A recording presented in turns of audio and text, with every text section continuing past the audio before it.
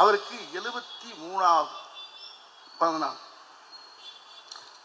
அது ரொம்ப தப்புன்னு நினைக்கிறேன். அப்படியே பிரட்டி போட்டோம்னா நல்லா இருக்கும்ல. பாருங்க, 37வது பிறந்த நாள் வச்சுக்கணுமே. ஏன்னா அவருடைய செயல்பாடுகள் கூட அப்படித்தான் இருக்கு. என்னுடைய சகோதரி பர்வீன் சுல்தான் சொன்ன மாதிரி, இப்படி ஒரு தலைவர், இப்படி ஒரு முதலமைச்சர் நம்ம தமிழ்நாட்டுக்கு கிடைக்கிறது ரொம்ப கஷ்டம். இப்போ கொஞ்ச நாளில் 2-3 நாளில் கொஞ்சம் லேசாக பீதியை கிளப்பிட்டாங்க. யாருக்குமே சோறு கிடைக்காதாமன்னுட்டாங்க. எனக்கு தூக்கம் இல்லை. பழைய கொரோனா மாதிரி வரப்போகுது, பழைய நோட்டு செல்லாமல் வரிசையில் நின்றாங்க பாருங்க, அது மாதிரி நடக்க போகும் பார்த்தா அங்கே வர்ற வழியில் போத்தா பூரா டீசலுக்கும் பெட்ரோலுக்கும் பூரா மக்கள் பூரா நிற்கிறாங்க. ஓட்டலை பூரா அடைச்சி விட்டான். பயங்கரமான குள நடுக்கமாகி போச்சு. கேட்டால் எங்கேயோ சண்டை இருந்தால் நம்ம வீட்டில் அடுப்பு எரியாது, சோறு வராதுங்கிறான், சோறு கிடைக்காதுங்கிற அளவுக்கு ஒரு பீதியை கிளப்பிட்டாங்க. அப்போ கூட நம்ம ஐயா தமிழக முதல்வர் ஒரு அழகாக ஒரு கடிதத்தை பிரதமருக்கு எழுதுறாரு. முதல்ல இந்த பிரச்சனையை நான் தயவு பண்ணி தீர்க்கிறதுக்கு என்ன வழியோ அதை பாருங்க.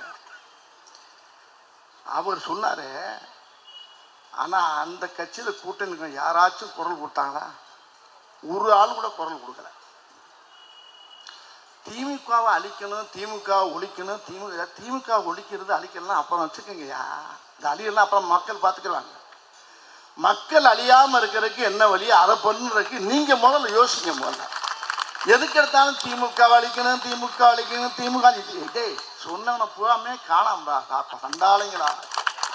நானும் பார்த்துட்டு தான் இருக்கேன். அப்போ பார்க்கறேன், எவனே சொல்கிறானோ அவன் ஆளை காணாம். எங்கே இருக்காங்கன்னு தெரிய மாட்டேங்க. நான் ரொம்ப விலாவரியாக பேசுறது வெறி சிக்கலாகி போவோம். அது வேண்டாம். நான் ரொம்ப டீப்பாக உள்ளே போக விரும்பலை. நானும் பார்த்துட்டு தான் இருக்கேன். திமுக அழிக்கணும், எப்படி நான் முடியும் அழிக்கிறதுக்கு? எப்படி முடியும்? அது தஞ்சாவூர் கோபுரம் மாதிரி நிற்கிது, பெரிய வரலாற்று படைச்சு போய் நிற்கிது. திமுகங்கிறது ஒரு சாதாரண சாம்ராஜ்யமாக அது. அதை பற்றி சொல்றதுக்கு நிறைய விஷயங்கள் இருக்கு. அந்த மாதிரி சொல்றதுக்கு எந்த கட்சியிலையும் எந்த விஷயமும் கிடையாது. என்ன இருக்கு? ஒண்ணுமே கிடையாது. இப்ப இடையில ஒரு சம்பவம் வந்துச்சுங்க. திடீர்னு எல்லாருடைய அக்கௌண்ட்லயும் ஒரு 5000 ரூபாய் போட்டாரு. மக்களுக்கெல்லாம் வந்து விரும்ப அதிர்ச்சி. இந்த திமுக அழியணும் சொன்னான் பாருங்க, அது நல்லா அசந்து தூங்கி இருந்தவனுக்கு காதில் போய் யாராவது சொல்லிப்பாங்க. 5000 போட்டாங்களா? ஏன்டா? ஏன்? மக்கள் சந்தோஷமா அவங்க வந்து இன்ப அதிர்ச்சியோட இருக்கா. இவன் அதுல அந்த அதிர்ச்சியில திமுக அழியன்னு சொன்ன அதுல பாதி பேர் செத்து போயிட்டாங்கன்னா அந்த நியூஸே வெளியே வரல. இன்னும் அவன் பாட்டுக்கு இஷ்டத்துக்கு இருந்தா 5000 போட்டு விட்டான் தான். இதுக்கு இது என்ன பிரமாதம்? இதை விட இன்னும் நிறைய இருக்குடி மாப்பிள்ளை, இன்னும் நிறைய இருக்கு. நீ எக்கச்சக்கமான விஷயம் பண்ண போற. அவர் சாதாரண ஆள் நினச்சிக்கிட்டு இருக்காங்க எல்லாரும். தமிழக முதல்வரை ஐயா ஸ்டாலின் அவர்கள் வந்து அப்படியே சாதாரணமாக தான் இருக்காரு நினைக்கிறாரு. கிடையாது. நீங்க என்ன வேணாலும் பேசு, என்ன வேணாலும். ஏன்னா பேச வேண்டிய வசந்த பூரா மேடெல்லாம் பேசினே ஆகணும், பேசிக்கிட்டே இரு. ஆனால் செயல்பாடுகள் இருக்க ஒரே ஒரு கட்சி திமுக தான்.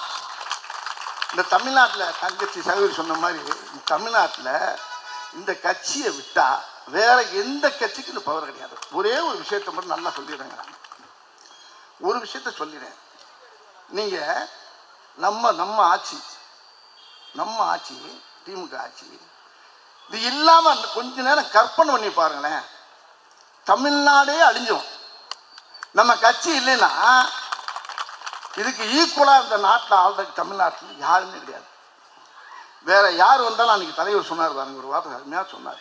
ஒரு வார்த்தை சொன்னார், அதாவது வேற கட்சின்னு நினைச்சிங்கன்னா நம்ம போட்ட திட்டங்கள்லாம் காலி ஆயிடும். அவன் ஒரு சட்டத்தை மாற்றுவான், திட்டத்தை மாற்றுவான், என்னென்னமோ பண்ணி மொத்தத்தில் தமிழ்நாடுங்கிற பேரே தூக்கிடுவாங்க. அவ்வளோதான். அதுக்கு வேண்டி ஏற்பாடுலாம் பண்ணிடுவாங்க. ஏன்னா தட்டி கேட்கறதுக்கு அந்த சைடில் எங்கேயுமே யாருமே இல்லை நம்ம கட்சியை தவிர. எந்த நெருக்கடியும் சந்திக்கக்கூடிய ஒரே ஒரு தலைவன் தமிழ்நாட்டில் ஐயா முதல்வர் ஐயா ஸ்டாலின் அவர் தான்.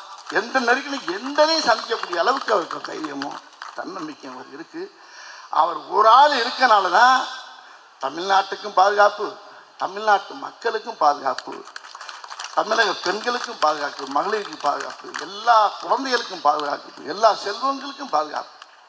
இந்த கட்சி மட்டும் இல்லைன்னா சத்தியமா சொல்றேங்க, என் தாய் மேல சத்தியமா சொல்றேன், நம்மளுக்கெல்லாம் கேடுகாலம் ஆயிரும், கொன்னுடுவாங்க.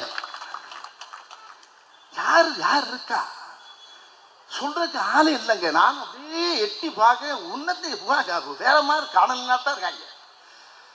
நம்ம நம்ம நம்ம வெற்றி 200க்கு மேல நம்ம கண்டிப்பா ஜெயிக்கலாம். தங்கச்சி சொன்னாங்க பாருங்க, பைவின்னு சொல்லிட்டாங்க, அருமையா சொன்னாங்க.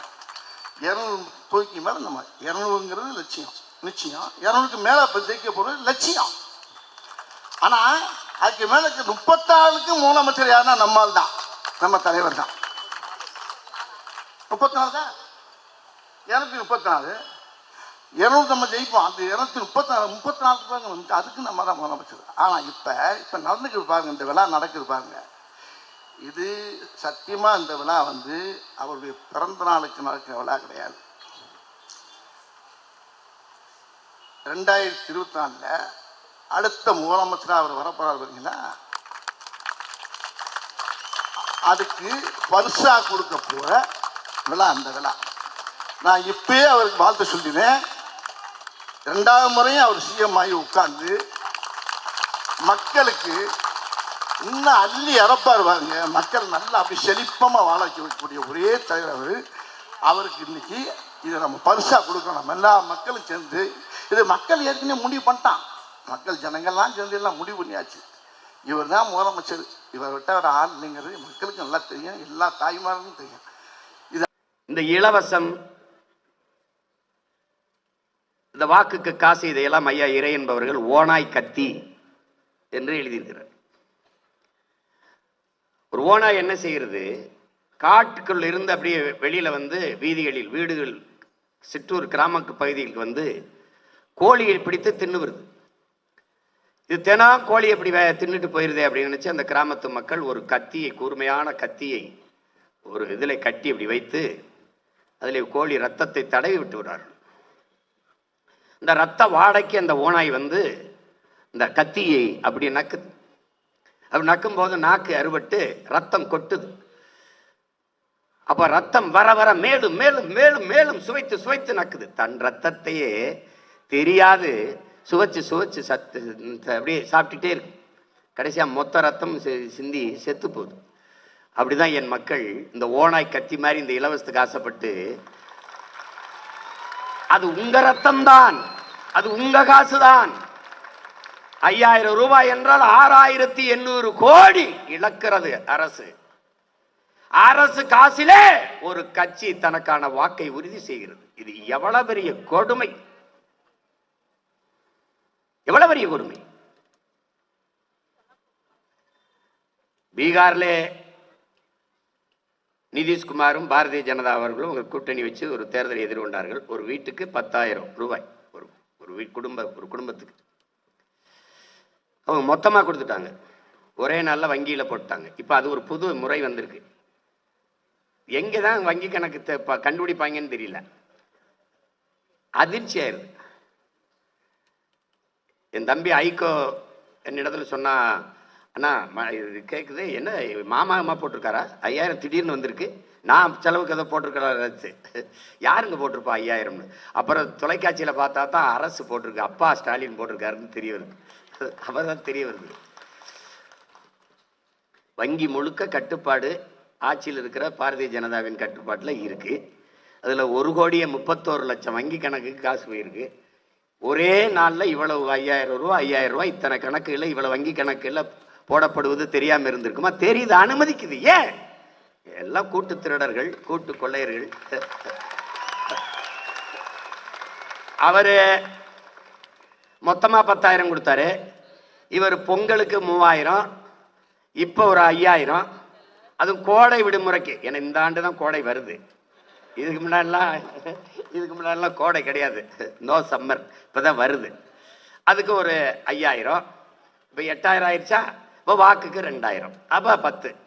அவர் மொத்தமாக போட்டார், இவர் 3 தவணையாக கொடுக்குறாரு. இங்கே அரசியல், கட்சி அரசியல், தேர்தல் அரசியல் அதான் இருக்கு, மக்கள் அரசியல் இல்லை. அது கட்சி அரசியல் என்ன? ஒரு கட்சி தேர்தல் என்று வென்ற பிறகு கட்சியை பற்றி கவலைப்படாமல் மக்களை பற்றி கவலைப்பட்டு ஆட்சியை சிறப்பாக செய்யுமானால் அது மக்கள் அரசியல். அந்த கட்சி ஆட்சிக்கு வந்த பிறகு திரும்ப திரும்ப கட்சிக்கு என்று நிதி, கட்சி நிதி, பார்ட்டி ஃபண்ட் என்று கட்சி நிதி என்று புரட்டி கொண்டு தேர்ச்சி கொண்டு அடுத்த தேர்தலையே கவனம் பண்ணுவது. தேர்தலில் எப்படி வாக்கு வாங்கலாம்? மகளிருக்கு ஒரு 1000 ரூபாய் கொடுத்தால் மகளிர் வாக்கு, கல்லூரிக்கு போற பெண் பிள்ளைகளுக்கு புதுமை பெண் என்று 1000 கொடுத்தா அந்த பெண்களின் வாக்கை வாங்கிவிடலாம். கல்லூரிக்கு போற பிள்ளைகள், ஆண் பிள்ளைகள், தம்பிகள், அவர்களுக்கு ஒரு 1000 போட்டால், தமிழ் மகன் என்று போட்டால் அது ஒரு 1000, அந்த பிள்ளைகளின் வாக்கை வாங்கிவிடலாம். இதையே கவனத்தில் எடுக்கிற போது இது தேர்தல் அரசியலாகிறது, மக்கள் அரசியல் இல்லை. படிக்க போகும்போது தம்பி தங்கைக்கு 1000, படித்து முடித்து விட்டவர் 1000 இல்லை. அப்புறம் என்ன பண்றது? பிச்சை எடுக்க வேண்டியதான். அப்ப இங்க மக்கள் அரசியல் எது? படித்து முடித்தவுடன் அவன் அதே வருவாயை ஈட்டிக் கொள்வதற்கான வாய்ப்பை ஏற்படுத்தி கொடுப்பது மக்கள் அரசியல். இப்ப நாம் செய்ய வந்திருப்பது கட்சி அரசியலும் அல்ல, தேர்தல் அரசியலும் அல்ல, மக்கள் அரசியல். இங்கே செய்தி அரசியல், விளம்பர அரசியல் இருக்கு, சேவை அரசியல், செயல் அரசியல் இல்லை. செப்டம்பர் 16 குடும்ப தலைவிக்கு 1000 ரூபாய் கொடுக்க போகிறோம் என்பதை ஜனவரி 1 விளம்பரம் செய்வார்கள். இது செய்தி அரசியல், விளம்பர அரசியல்.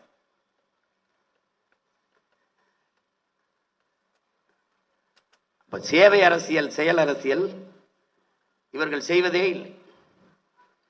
100 ரூபாயை கொடுத்து விட்டு 200 ரூபாய்க்கு விளம்பரம் செய்வார்கள். இந்த அரசியலை மாற்றணும்னு நினைக்கிறோம். சத்தியமே லட்சியமாய் கொள்ளடா, தலை நிமிர்ந்து உன்னை மறந்து செல்லடா. சத்தியமே லட்சியமாய் கொள்ளடா, தலை நிமிர்ந்து உன்னை மறந்து செல்லடா. சத்தியமே லட்சியமாய் கொள்ளடா, செல்லடா. அடுத்தவருக்கு தான் அவர் நம்மளுக்கு அழகா அல்ல, நம்ம முதலமைச்சர் நம்மளுக்கு சொல்ற மாதிரி நம்ம நினைச்சுக்கலாம், அப்படித்தான் நினைக்கலாம். வழியினிலே எத்தனையோ மேடு பள்ளம் உன்னை இடற வைத்து தள்ள பார்க்கும் குழியிலே.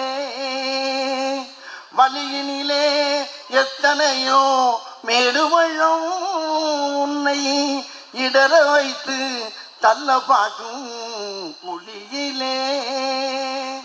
அத்தனையும் தாண்டி காலை முன்வையடா, அத்தனையும் தாண்டி காலை முன்வையடா. நீ அஞ்சாமல் கடமையில் கண்வையடா.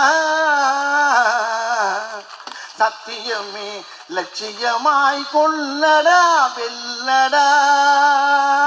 இதுதான், இதை நான் சொல்லல, நம்ம ஐயா தமிழர் முகமது நம்மளுக்கு சொல்றாரு. நம்ம கட்சி தொண்டர்களுக்கு, கழக உறுப்பு பிள்ளைகளுக்கு சொல்ற மாதிரி நீங்க நினைச்சுக்கிட்டு இந்த எலெக்ஷனை நம்ம கடுமையாக உழைச்சி பெரிய வெற்றி அவர் துறையில் கொடுத்து மக்களுக்கு நல்லது செய்யறதுக்கு அதுக்கு ஆண்ட ஆயுசையும் கொடுத்து பெரிய வெற்றியை நம்ம தனக்கு பாடணும்னு சொல்லி. எத்தனை நாளுக்கு? 5 வருஷம் இல்லை 10 வருஷம் 15 வருஷம் பார்த்தோம்டா. நிரந்தர முதல்வர் சொன்னவெல்லாம் எங்க படுத்திருக்கான்னு என்ன சிரிக்கிறீங்க? நிரந்தர முதல்வர் அப்படின்னா என்ன? வான நிரந்தரம்டா, கடல் நிரந்தரம்டா, மலைய நிரந்தரம் இல்லை. வெட்டி வித்துட்டா நாய். மலைய நிரந்தரம் இல்லை, பார்த்து பண்ணணும். சும்மா ஒவ்வொன்றையும் சேட்டை பண்ணிட்டு அலையக்கூடாது. ஒரு பாடம் வரல அவ்வளவுதானே. இன்னைக்கு வரல, நாளைக்கு என் பிள்ளைகள் வந்தா பார்க்க போகுது. என்ன பண்டிகையில வரல கூட வசூல் படுவோம் இல்லை, அவ்வளவுதானே. அடுத்து கூட 10 நாள் ஓடினா அந்த பிள்ளைய போய் பார்த்துட்டு போறான், அவ்வளவுதான். அவ்வளவு நீ எங்க கொண்டு தள்ளுற? ஒரு அறிவு சமூகத்தை அழிவு சமூகமா மாத்திக்கிட்டே போறியே. நீ பள்ளி கல்லூரியில அரசியல் பேசக்கூடாது தடை போட்ட, நீ சினிமா பேசக்கூடாது ஏன்டா சொல்லல? நீ ஏன் சொல்ல? நீ ஏன் சொல்ல? என் இறை வழிபாட்டை விமர்சிச்ச நீ திரை வழிபாட்டை ஏன் விமர்சிக்கல? கதாநாயகன் வழிபாடு கடவுள் வழிபாடை விட மேன்மையானதுன்னு கட்டமைச்சிட்ட. அதே கல்லூரி விழாக்கள்ல இலக்கியவாதி பேச மாட்டான், இயக்குனர் பேசுவான், நற்றமிழ் சான்றோன் பேச மாட்டான், நடிகன் பேசுவான், நடிகை பேசுவான். அப்ப என்ன ஆகும்? சினிமா தான் இருக்கு உச்சம்னு. அங்க ஆடுறது என்ன? சங்கே முழங்க பாடுறான். சங்க இலக்கியமும் தமிழ் இலக்கியம் பாடல்களுமா எழுச்சி பாடல்களுமா பாடுது. திரைப்பாட்டை பாடிக்கிட்டு அந்த வேஷத்தை போட்டு ஆடுறான். அப்புறம் அதனால திரையரங்குல தனக்கான தலைவனை தேடுறான். நீ கல்வி சிறந்த தமிழ்நாடுல நடிகை பேச வைக்கிற, மடிக்கணின்னு கொடுக்குற இடத்துல நடிகை இயக்குனரை பேச வைக்கிற. ஏன் அறிவு சான்றோனே இல்லையா? வறண்டு போச்சா? துணைவேந்தர் இல்ல, பேராசிரியர்கள் இல்ல, கல்வி சான்றோர்கள் இல்ல, அறிவார்ந்த பெருமக்கள் இல்ல. ஏன் உங்க அமைச்சர் பெருமக்கள் ராசாவிட அறிஞன் வேணுமா உனக்கு பேச வைக்க முடியாது? திருச்சி சிவாவிட சான்றோன் வேணுமா பேச வைக்க முடியாது? என்ன பழக்கம் வச்சு, என்ன பழக்கம்? எங்க கொண்டு போறீங்க நாட்டை? ஒரு முதலமைச்சர் நள்ளிரவுல சுட்டி செய்தி போடுறாப்புல, இந்த ஜனநாயகன் படத்துக்கு சான்றிதழ் கொடுக்காம பிஜேபி அரசு தடுக்குதுன்னு. பிஜேபி எதிர்க்கிறீங்களா? நாங்க நம்பணும். ஆபரேஷன் சிந்தூருக்கு உலகத்துக்கு முன்னாடி கொடியை பிடிச்சிட்டு பேரணி போனது யார்? வாழ்த்தி நீங்க தானே, நீங்க தானே. இடின்னு வர்றேன் மோடின்னு ஓடி போனது யார்? நாங்களா நீங்களா? யாரும் கண்டுக்கூடாது, எதையும் பண்ணக்கூடாது. எல்லாத்தையும் பணத்தை போட்டு, பின்னம்னாலும் பணத்தை போட்டு மூடணும், ஊழல் லஞ்சம்னாலும் பணத்தை போட்டு மூடணும், ஏதாவது எடுத்து பேசினா வாயில பணத்தை போட்டு மூடணும். இதுவேவா ஒரு ஆட்சி?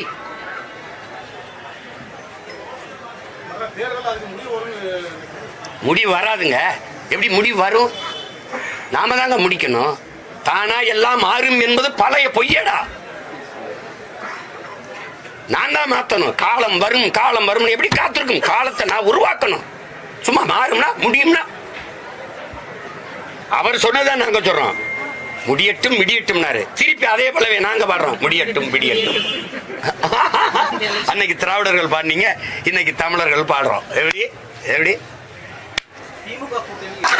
வெறித்தனமா இருக்கான்.